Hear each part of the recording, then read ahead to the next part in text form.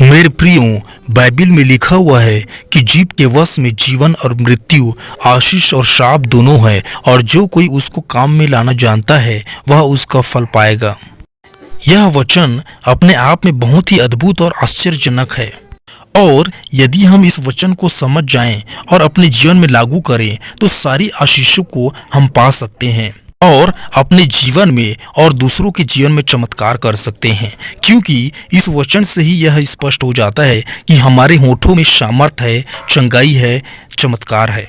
Bible में हम पढ़ते हैं, परमेश्वर ने कहा, आओ हम मनुष्य को अपने स्वरूप और समानता में बनाएं। इस बात को हमें जानने की आवश्यकता है कि परमेश्वर ने सारी चीजों की सृष्टि अपने वचन अर्थात मुंह के द्वारा, जीभ के द्वारा किया है, अर्थात अपने शब्दों के द्वारा, और परमेश्वर ने मनुष्य को भी अपने समानता में बनाया है। तो इसका अर्थ यह भी है कि हमारे होठों में भी सामर्थ्य है, अर्थात हम भी अपने होठों से, शब्दों से बना सकते हैं, निर्माण कर सकते हैं और ढा भी सकते हैं। यह आत्मिक जीवन का बहुत ही बड़ा कुंजी है, और यदि इस कुंजी को हम इस्तेमाल करना जान जाएं तो बहुत सारी चीज़ों को अपने जीवन में हासिल कर सकते हैं। इस बात को एक संसारिक मनुष्य भी भली भांति जानते हैं कि हमारी होठों में सामर्थ्य है, ताकत है, और इस विषय में बहुत सारी पुस्तकें लिखी भी जा चुकी है। तो हम मसीही हो करके और भी क्यों न गंभीरता से इस बात को जाने, समझें और अपने जीवन में लागू करें। परमेश्वर ने कहा, तू अपना मुंह पसार और मैं उसे भर दूंगा। अतः हमारी होठों में सामर्थ है, आश्चर्यकर्म है। हमारे शब्दों को बाइबिल में बीज कहा गया है। हमारे वचन, हमारे शब्द बीज के समान हैं, और जिस रीति से हम जैसे बीज बोते हैं वैसे ही फल मिलता है या फल उगता है। उसी रीति से जैसे हम बात करेंगे वैसे ही उसका परिणाम हमें नजर आएगा, चाहे वो सकारात्मक हो चाहे वो नकारात्मक हो। क्या आप जानते हैं कि यीशु मसीह ने सारी दुष्ट आत्माओं को अपने वचन के द्वारा ही निकाला, क्योंकि वचन में सामर्थ है। अतः हम भी अपने वचन के द्वारा, शब्दों के द्वारा दुष्ट आत्माओं को भी निकाल सकते हैं और बड़े बड़े अद्भुत काम कर सकते हैं।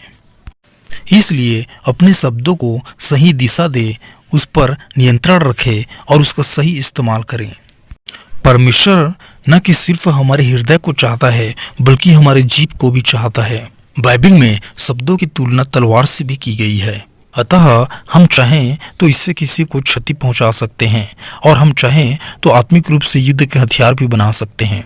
नीति वचन में लिखा हुआ है कि धर्मी के बोलने से लोग चंगे होते हैं, परंतु दुष्टों के मुंह में उपद्रव छा जाता है। हमारे होठों में, हमारे शब्दों में चंगाई की सामर्थ्य भी पाई जाती है। परमेश्वर हमारे होठों को और हमारे शब्दों को सारी चीजों का सोर्स बना दिया है, और अब यह हमारे ऊपर निर्भर करता है कि हम इस सोते से कौन सी धारा निकालते हैं। हमारे होठों में, हमारे शब्दों में अधिकार है, सामर्थ्य है। इसके द्वारा आप प्रभुता कर सकते हैं, शासन कर सकते हैं, राज्य कर सकते हैं, विजय पा सकते हैं। इसलिए अपने शब्दों के द्वारा कमांड करें, रिक्वेस्ट नहीं। बाइबिल में लिखा हुआ है, ऐसे भी है जिनका बोलना सांप के विष के समान होता है। बाइबिल में लिखा हुआ है कि धर्मी के बोलने से लोग तृप्त हो जाते हैं।